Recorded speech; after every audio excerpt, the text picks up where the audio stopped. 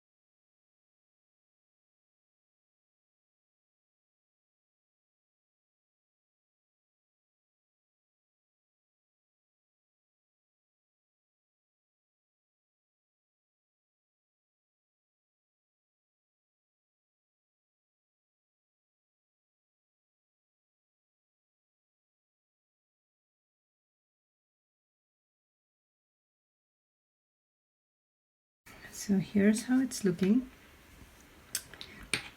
So for the purpose of this video, I'm using solid yarn, so it's easy to see the stitches, but I think this project will look really, really good with variegated yarn, just like the sample in the picture. And I have a separate tutorial for making the foundation row if you don't know how to do this. I haven't talked about how to make the foundation row in detail, so you're welcome to check out that video. I'm going to add a link in the description below. So that's the foundation row, and you should have 25 stitches on your hook because I made a 25 chain. So 2, 4, 6, 8, 10, 12, 14, 16, 18, 20, 22, 24, 25. So that's 25 stitches. This is the tricky bit. So this is the hardest part, I think, in this pattern, where getting the foundation row right is important to get the rest of the pattern right. So I'm going to start with chain 1, and I'm going to yarn over and pull through 2 4 times. So that's 1, 2, 3, 4, and then yarn over and close 3 together. So that's, you have to yarn over and pull through 4 loops. So 1, 2, 3, 4. That's 4 loops.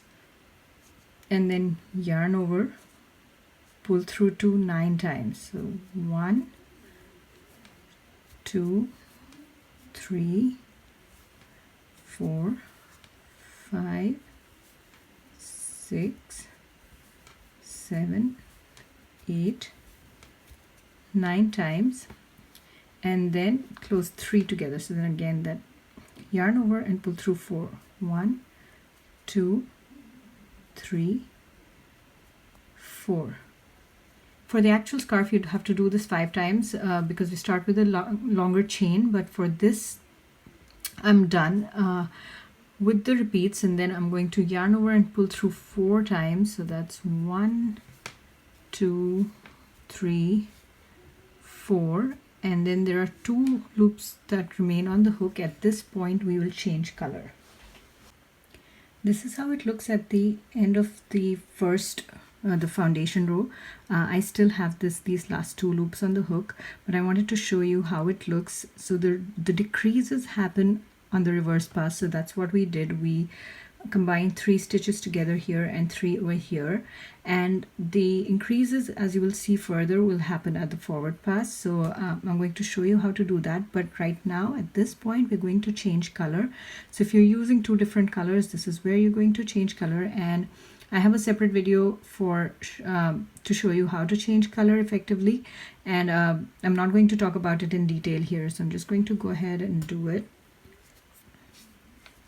So I changed color, and then I'm going to make my forward pass with this second color. So it starts with a full stitch. So you have to remember to do this full stitch and make sure that you find the right space to do that. This is the beginning stitch, the edge, the edge on the side of your working hand, and then there is this next stitch. So the first full stitch is made in between these 2 stitches here. So every stitch I talk about in this tutorial, I have a separate video tutorial for each one of them if you don't know how to make them. So the full stitch, the purl stitch, the simple stitch, everything is explained in detail in those separate videos. I will not cover them in detail here, but you will be able to see how I'm making them. So this is the full stitch, and then we make 4 purl stitches. So the full stitch is the increase. So this is where we're doing the increase, and then this is the increase in the forward pass. And if you remember, this was the decrease where we combined 3 stitches. That was the decrease at the return pass. So now I'm going to make 4 purl stitches. So 1,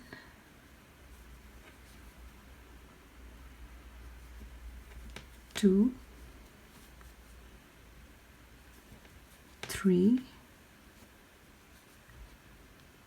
4, so 4 purl stitches, and then you make a simple stitch. You make a simple stitch by picking the 3 stitches that were joined together, that were combined in the return pass. So you make a simple stitch, and so that's a simple stitch, and then you purl 4. So that's 1,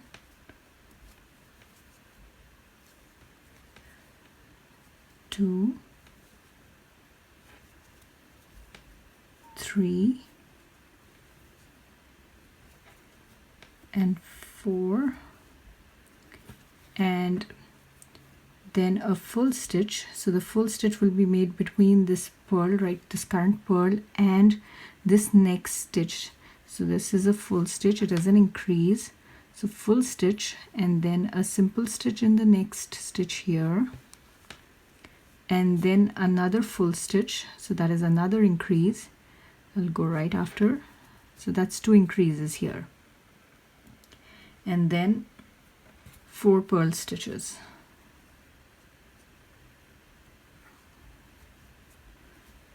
One, 2, 3, 4,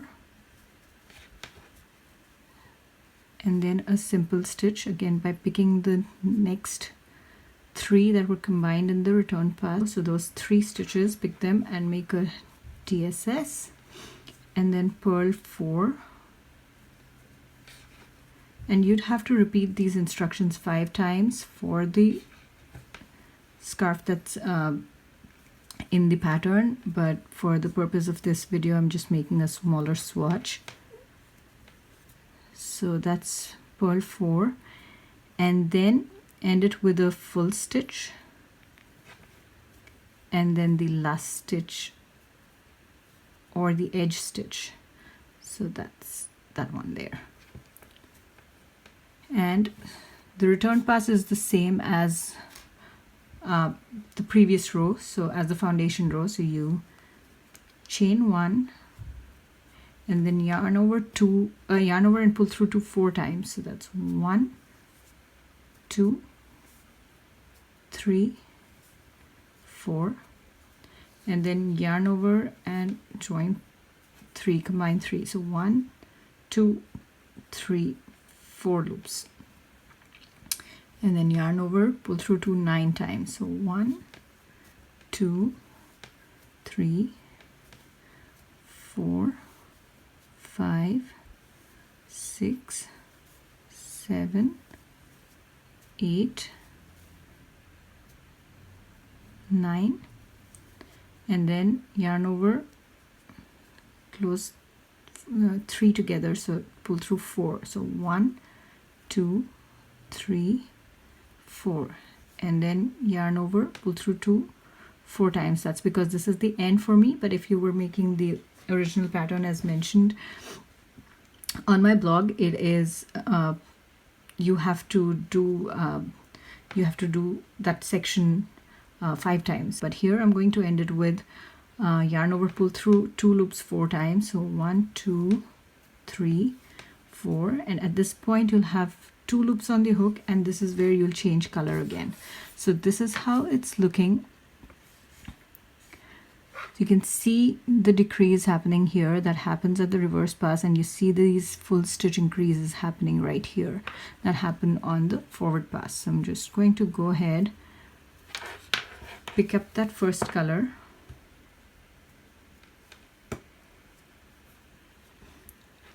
yarn over, pull through, and I'm going to start making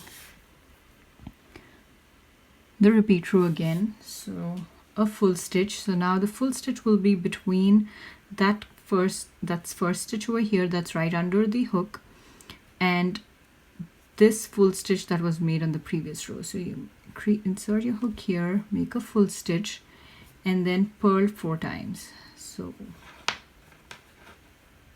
1,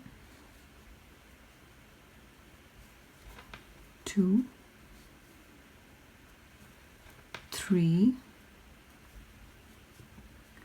4, and then a full stitch. I'm sorry, and then a simple stitch by picking these 3 stitches that were combined in the previous row. So 3, make a simple stitch, and then purl 4, 1, 2,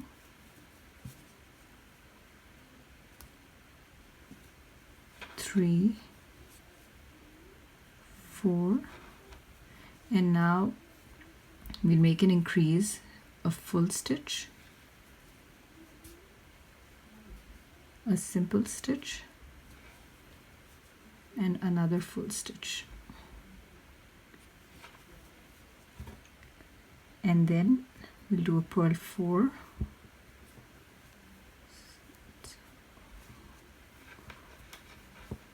1,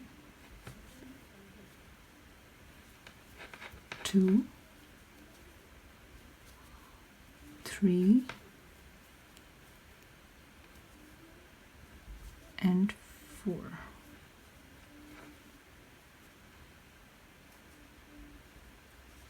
And then another simple stitch by picking these 3 that were combined,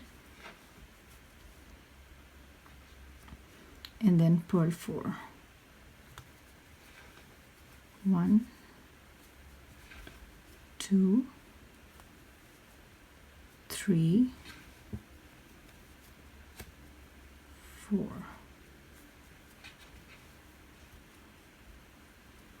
and then end it with a full stitch. So this is a little hard to see, but this is the stitch that we made our purl stitch in, and this is the last stitch here, the edge stitch, and you have to make your full stitch in between them there, and then you make your edge stitch or the last stitch. So that's how it looks. I have 2, 4, 6, 8, 10, 12, 14, 16, 18, 20, 22, 24, 25 loops on the forward pass. And I'm going to make my reverse pass now. So that's chain 1,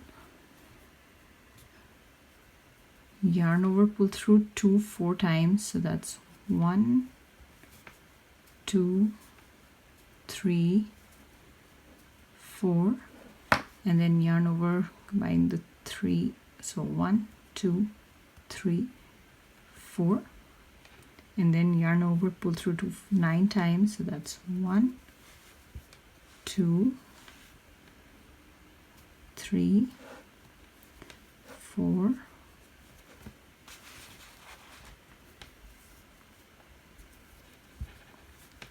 5, 6, 7, 8, 9, and yarn over, pull through 4. So 1, 2, 3, 4, yarn over, pull through 2 4 times. So 1, 2, 3, 4, and now we have 2 loops on the hook. This is where we can change colors. So this is how it looks, and I'm going to make a couple more rows and show you how it looks after making those. So a couple of things worth noting here.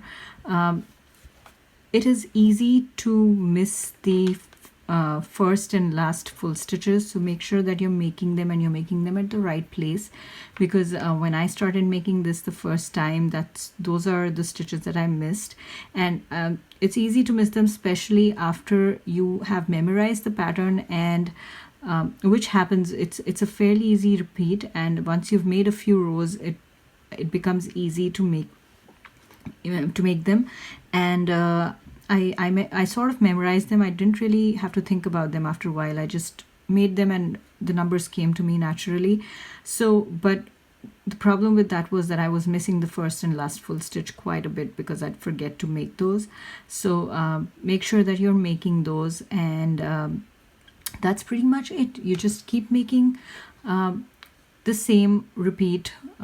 It's a one-line repeat, so the same row over and over again, just with solid colors, variegated colors, whichever yarn you'd like. And as you can see, this is actually the first swatch I've made with heavier weight yarn. My first swatch was with fingering weight, and that looked great, and so does this one. I think I'm going to make a couple more rows and show you how it looks.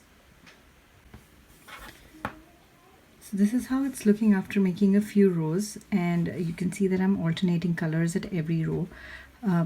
You don't have to do that. You can make it with a single color.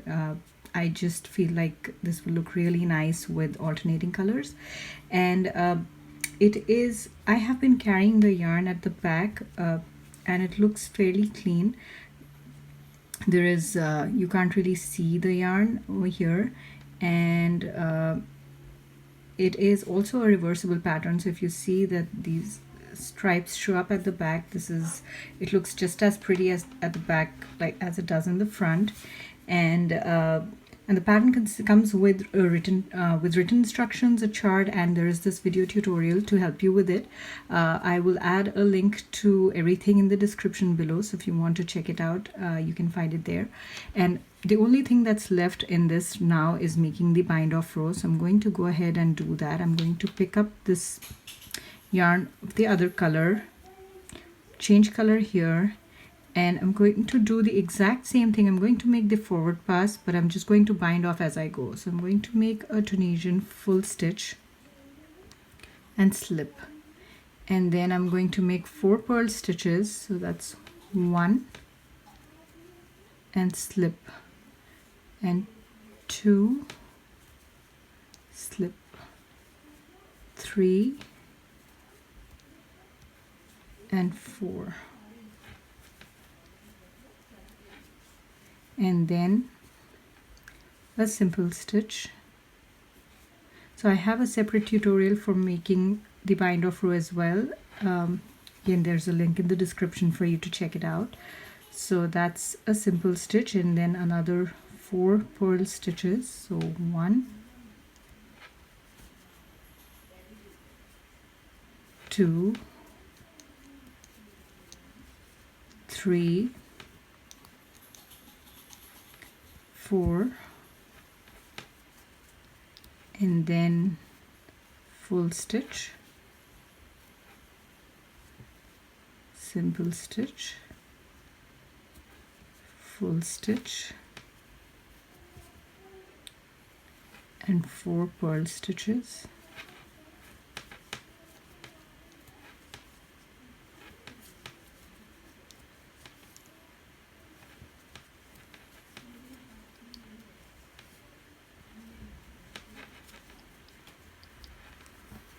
And then a simple stitch by picking the 3, and then 4 purl stitches, 1, 2,